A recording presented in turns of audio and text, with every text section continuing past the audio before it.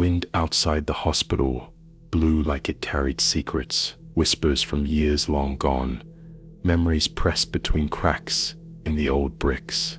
Inside the abandoned psychiatric wing, the silence was a different kind of weight. It was thick and almost physical, a quiet so complete, it made every small sound feel like a shout.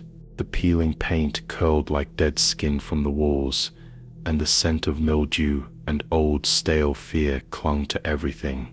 At night, this place felt alive, in a way no one alive should ever want to experience.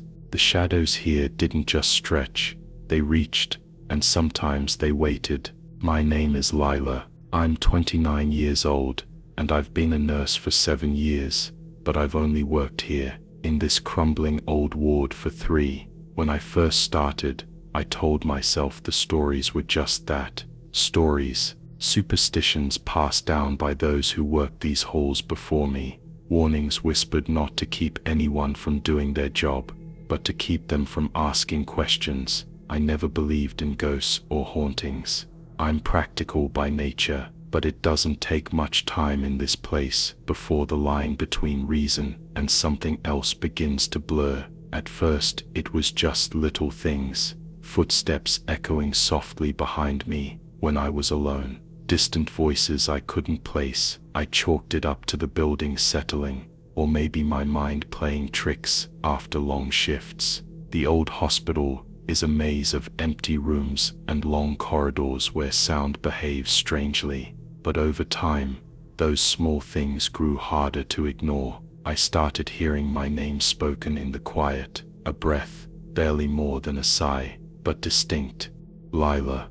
No one else was there, no one else could have said it, and yet, the ward whispered, the patients here were moved years ago, sent to new facilities, or discharged, but it felt like they never left. The walls seemed to remember every cry, every whispered confession, every scream. I found myself lingering near room 215 more than I wanted to.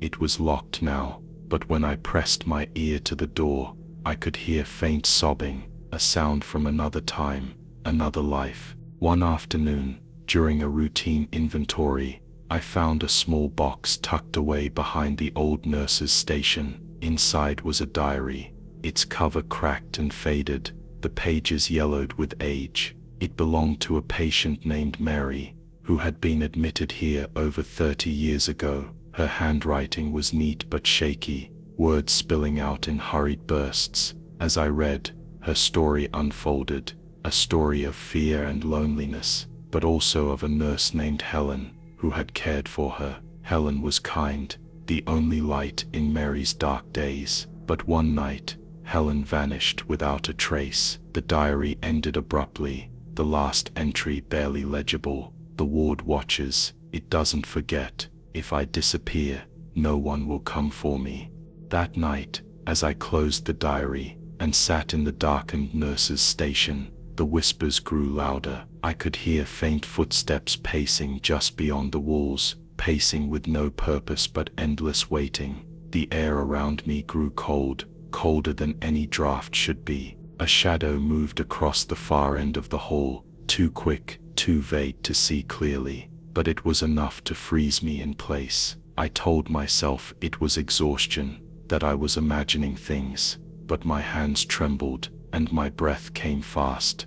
The next days were a blur of unease. I tried to avoid the old ward, but it pulled me back like a tide I couldn't resist. The voices called to me softly now, fragments of conversation, snatches of laughter, and cries for help that felt so real, I could almost reach out and touch them. At times I swore I saw fleeting faces in the windows, patients who should have been long gone, watching with hollow eyes. One evening, the power cut out just as a storm rolled in. The hospital was plunged into darkness, save for the faint glow of emergency lights. I was alone in the old wing, flashlight in hand, trying to make my way back to the main corridor. The beam caught on a figure standing at the end of the hall, a woman in an old nurse's uniform, pale and translucent. Her eyes were sad, and her mouth moved, but no sound came out. I froze, heart pounding so loud I thought it might burst. She raised a trembling hand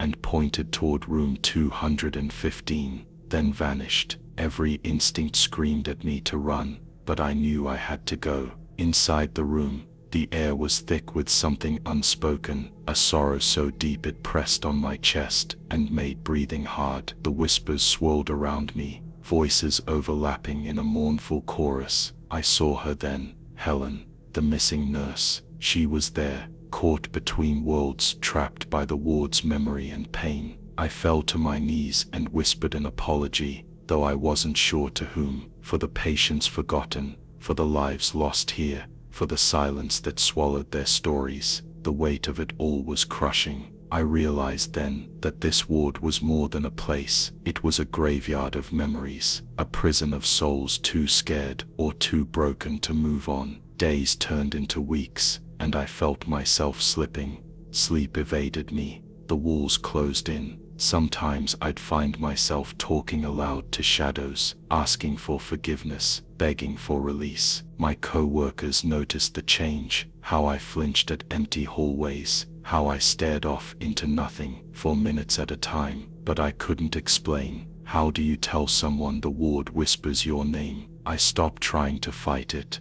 Instead, I started listening. The voices told stories of pain, of fear, of brief moments of kindness and hope lost to time. I realized the ward wasn't trying to hurt me. It was trying to be remembered, to be acknowledged, to have its story told before the last light went out. I still don't know what happened to Helen. Some nights, I think she waits for me to find a way to free her. Other nights, I feel the ward's sorrow settle deep inside me, like a shadow I'll carry forever. I'm tired, so very tired, but I can't leave, not yet, because if I do, who will remember them? Who will whisper their names when the silence returns? Sometimes, when the building creaks and settles in the dead of night, I swear I hear my own name in the chorus of whispers, and I wonder, am I the listener, or the next voice waiting to be forgotten? The ward is alive, and it's waiting, always waiting, and so am I. The fog wrapped itself around the hospital's courtyard like a shroud, swallowing the edges of the stone benches and the skeletal branches of the leafless trees.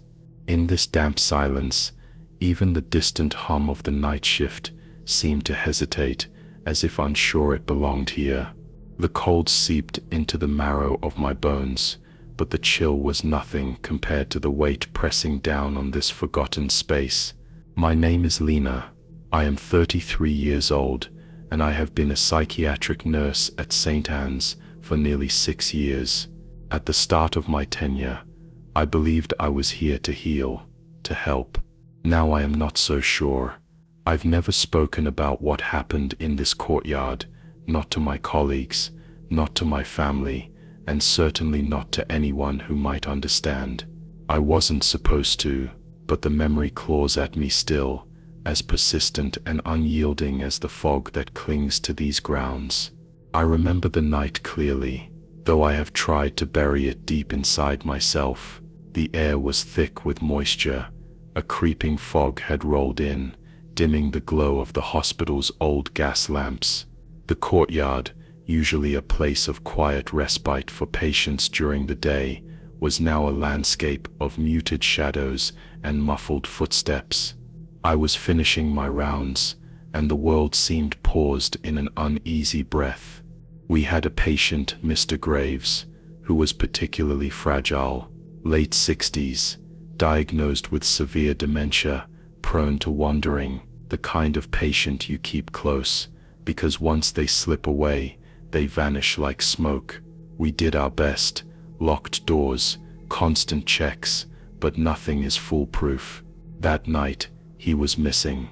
At first I thought it was a mistake, a check not done thoroughly, a door left unsecured.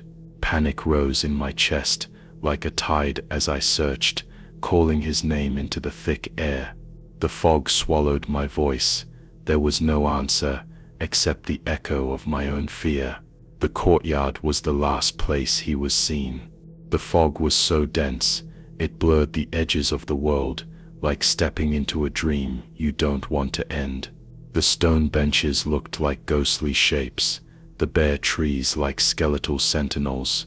I walked its perimeter again and again, every step stirring a deeper dread. There was something else that night, something I can't explain.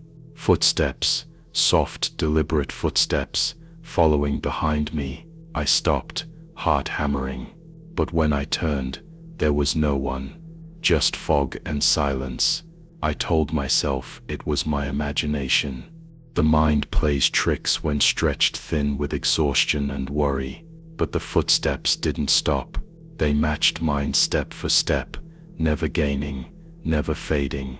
I felt watched, not by a living soul, but by the memory of someone lost in this place. The fog seemed to hold on to him, like a spirit trapped between worlds. Hours passed, and the hospital was a frantic hum behind me, but out here time folded in on itself. I felt as if I had slipped through the cracks of reality, caught in the liminal space between the hospital's walls and the night's cold embrace. I was found hours later, curled up by the stone fountain, shivering and incoherent. Mr. Graves was never found. The search team scoured every inch, but no trace of him emerged from the fog or the surrounding woods. The official reports chalked it up to a tragic accident. He must have wandered too far and succumbed to the elements. But I know the truth, or at least a part of it. In that foggy courtyard, something else was there with him, and something stayed behind with me. In the days that followed, the courtyard became a place I avoided. Yet, sometimes when the hospital is silent and the fog creeps in again, I hear those footsteps, always the same rhythm, never closer, never gone. The guilt is a constant companion. I should have been watching more closely. I should have stopped him before he vanished into that cold embrace. I carry that failure like a stone in my chest, a weight that makes breathing difficult. Sometimes, I wonder if he is still out there, trapped in the fog, unable to find peace. Or maybe it's me who is lost, wandering through the echoes of a night that never really ended. The other nurses whisper of strange things in the courtyard, soft cries, shadows that move against the wind, the scent of earth and cold stone when no one has disturbed the soil. They say the fog is thickest there on nights like this. I never join in those conversations. They don't understand. They don't see what lingers beneath the surface, the quiet despair, the slow unraveling of hope. I've come to believe the fog itself is a veil between worlds, a place where lost souls drift and memories linger, heavy and unresolved. And sometimes, if you listen closely, you can hear the footsteps of the lost patient echoing softly in the mist. There is no resolution to this haunting, no closure, just the silence that follows the storm and the cold that settles in your bones long after the sun rises. I walk the hospital halls with a careful watchfulness now, haunted by what I could not save. Every creak in the night, every whisper of wind through the corridors, pulls me back to that foggy courtyard where the echoes never fade. I am Lena, and I carry this quiet confession with me, the story they told me never to share. Because some things are too heavy for daylight, some memories live only in the fog, and in the thick, cold fog, some footsteps never fade. The old elevator smelled like rust and cold metal, like something out of a forgotten era. It never ran smoothly. Every time its doors groaned open, a thick silence spilled out from inside, as if the elevator held its breath, waiting for something no one dared to say. It was the sort of silence that pressed against your skin, heavy and expectant. Down below, beneath the sterile floors where patients roamed, was a darkness you could almost reach out and touch. I learned to fear that silence. My name is Gabriel. I am 29 years old, and I work as an orderly at Ridgeview Psychiatric Hospital. It's the kind of place where shadows seem to linger a little longer, and the weight of unseen things grows heavier with every quiet moment. I have always been practical, the kind of man who preferred facts over feelings, but the elevator changed all that. It made me question what I thought I knew about this place, and about myself. It happened one night, during a routine supply run. The main elevators were undergoing maintenance, so I had to use the old service lift. It was ancient, slow, and noisy, creaking as it moved through the shaft like a wounded beast. I remember stepping inside, the cold metal floor creaking under my boots, the fluorescent light flickering dimly above me. The air was thick and stale. I pressed the button for the basement storage level. The descent began with a judder and a groan that seemed to echo from someplace deep and forgotten. The elevator didn't move smoothly. It shook, as if struggling against the weight of the building itself. Outside, the hospital was quiet, too quiet for a place so full of restless patients and busy staff. Down here, everything was different. There was a slow, suffocating stillness. As we dropped floor by floor, I noticed something strange. The light above me started to flicker erratically, bathing the cramped interior in shifting shadows. My breath hitched in my throat as the silence deepened, wrapping around me like a cold, wet cloth. I wanted to press the emergency stop button, but my hand froze midair. The elevator lurched suddenly, jolting me against the wall. The cables groaned under the strain. For a moment, the lights went out completely, plunging me into utter darkness. My heartbeat pounded loud enough to drown out the eerie silence. Then the lights flickered back on, but something was different. The air had turned colder, heavier, like I'd been transported to a place outside of time. I tried to convince myself it was just my imagination, fatigue, the stress of the job, but the elevator felt alive, watching me, holding me captive. I pressed the button for the basement again, but the elevator didn't move. Instead, the metal walls seemed to close in. The creaks turned into whispers, low and indistinct, but unmistakably human. It was as if the elevator shaft itself was breathing, waiting. In the dim light, I caught a glimpse of movement outside the tiny window of the elevator door, a shadow slipping past the shaft. I blinked, but it was gone. My mind screamed to get out, but the doors wouldn't open. I was trapped inside this coffin of cold steel. I tried calling for help on my radio, but all I got was static. The hospital above seemed to have vanished. I was descending into silence, not just the absence of sound, but something far deeper, a loneliness so profound it crushed me. Minutes passed, or was it hours? Time lost meaning in that dark cage. I felt as if I was sinking, not just physically, but inside myself. Memories flashed, my sister's final hospital stay, the moment I held her hand as she slipped away. I was alone in that elevator, but the grief was a weight I could barely bear. Then the elevator jolted again, violently this time. The lights flickered out one last time. In that instant, I felt a presence behind me, not alive, not dead, something in between. A whisper brushed my ear, colder than the night air.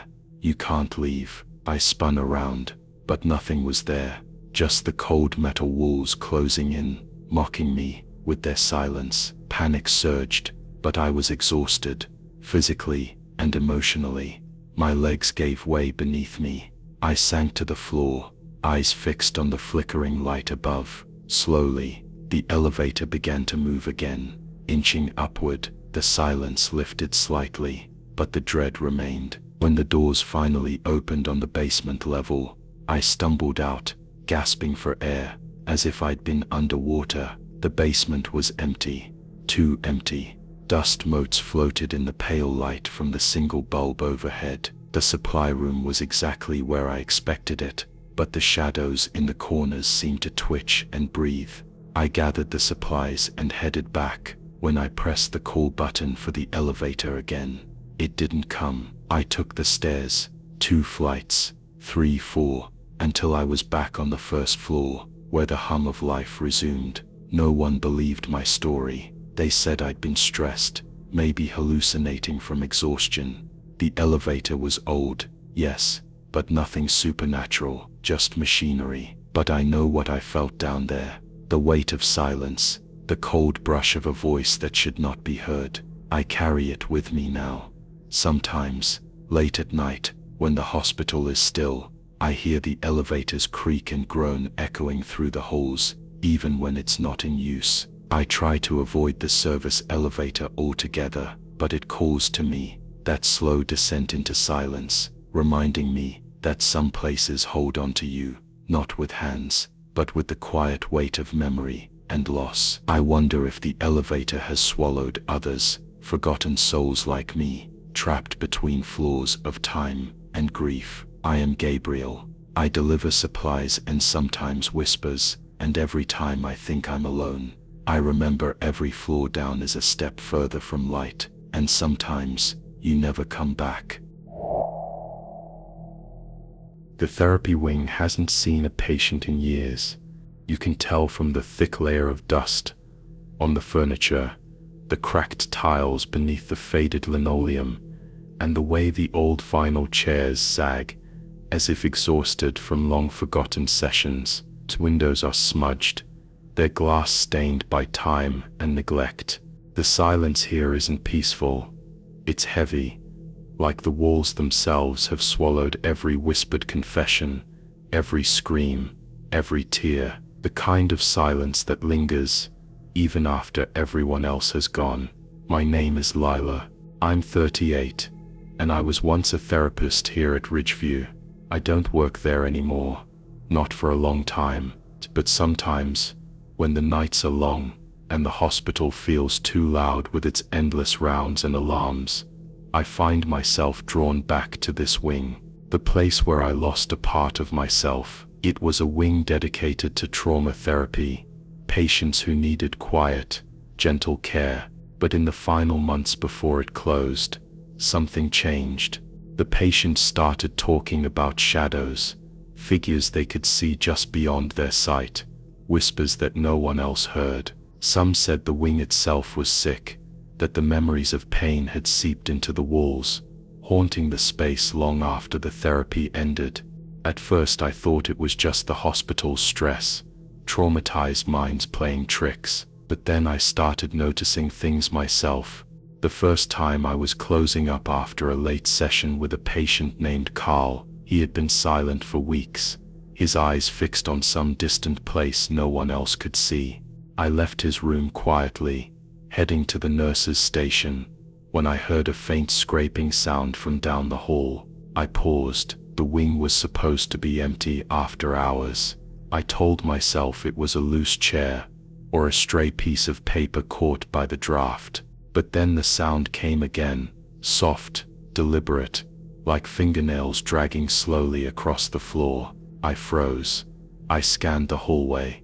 Shadows pooled in the corners, and the old fluorescent lights flickered, casting jittery patterns along the cracked walls. The air was thick, stale. The quiet was heavy enough to press against my ears. I didn't want to be there, but I couldn't move.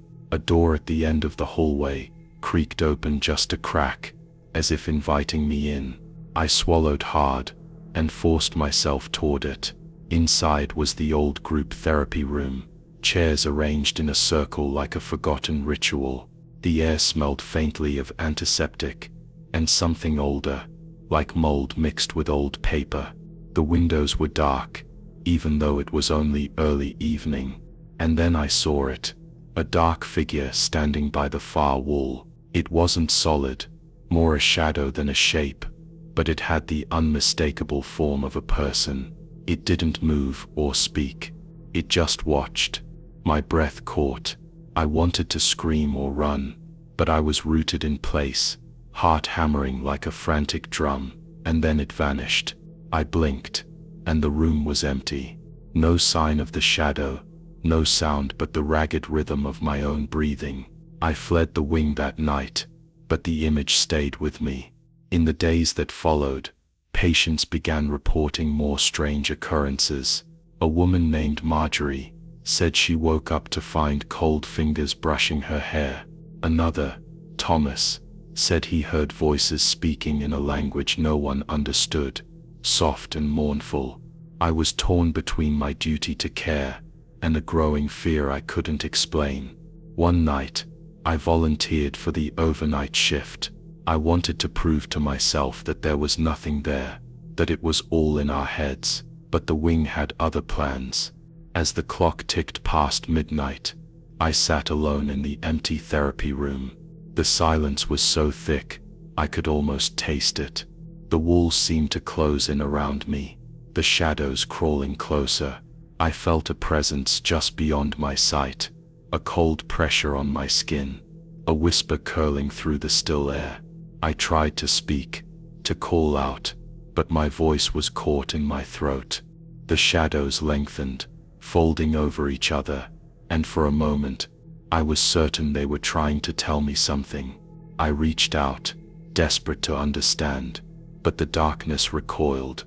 I realized then that this wing wasn't just abandoned, it was mourning, holding on to pain that no one wanted to face. That night, I finally understood. These were not ghosts in the traditional sense.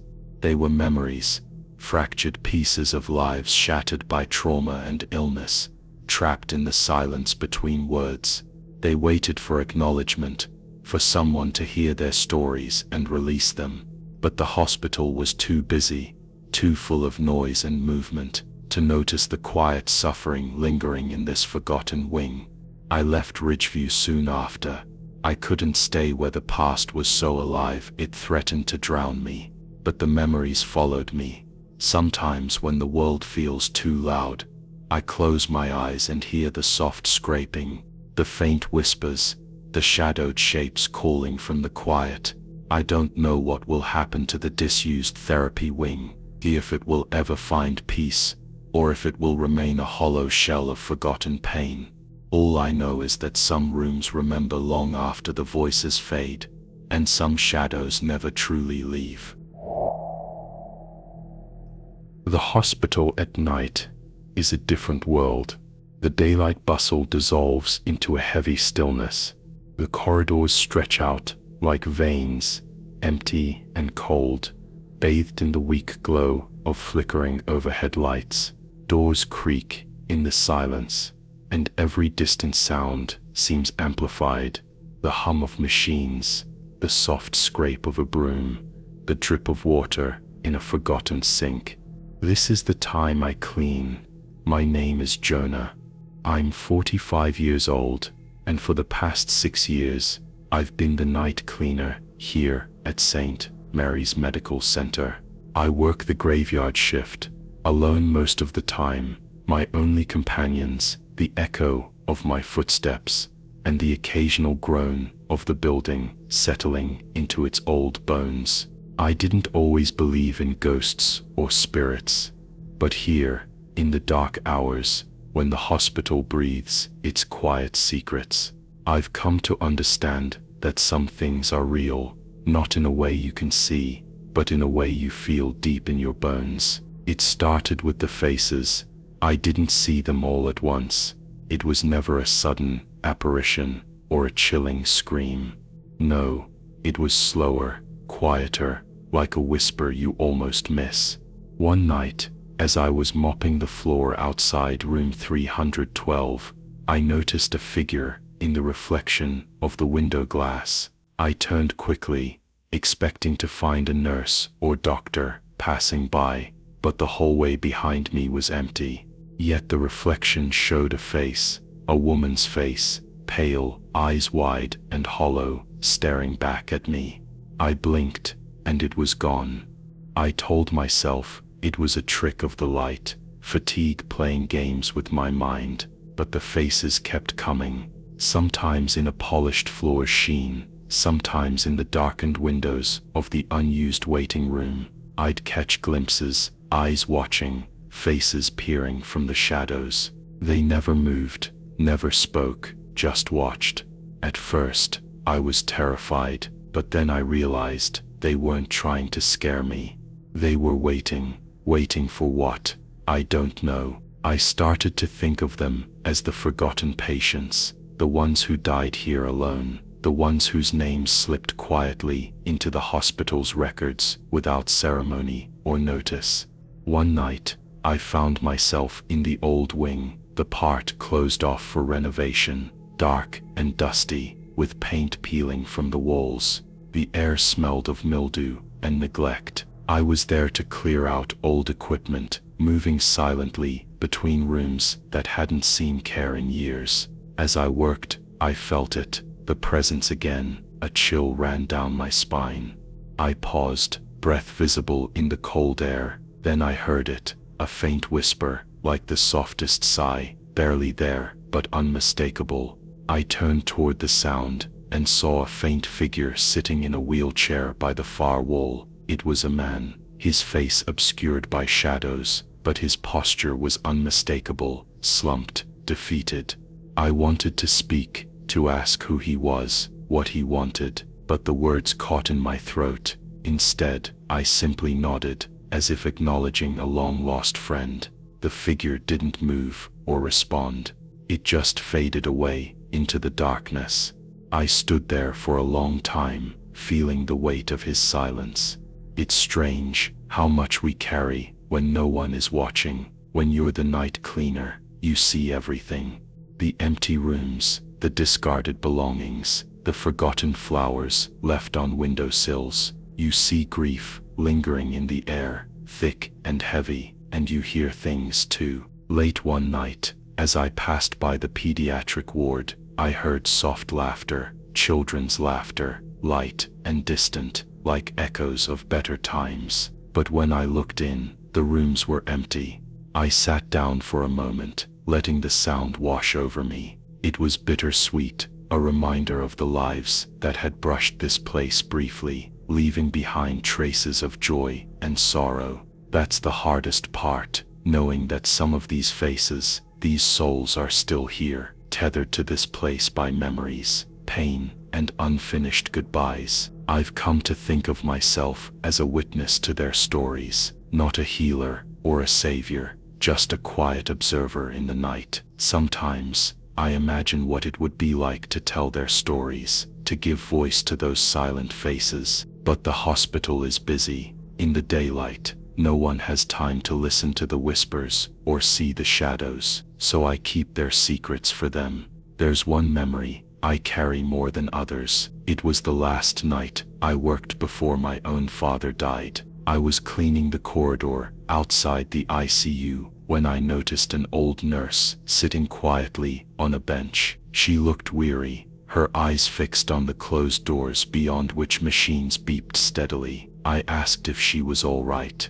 She smiled sadly and said, "They never leave, you know, even when they go." I didn't understand at the time, but now, after losing my father, after watching him slip away in the sterile silence of a hospital room, I do. Some of us never truly leave. Not the patients, not the staff, not the memories. And here, in the quiet dark, where the night stretches long and cold, the faces remain, watching, waiting, remembering. I don't know if they want me to stay or leave. All I know is that in this place, during these long silent hours, I am never truly alone. And maybe that's why I keep coming back, because in the silence, they watch with eyes no one else sees.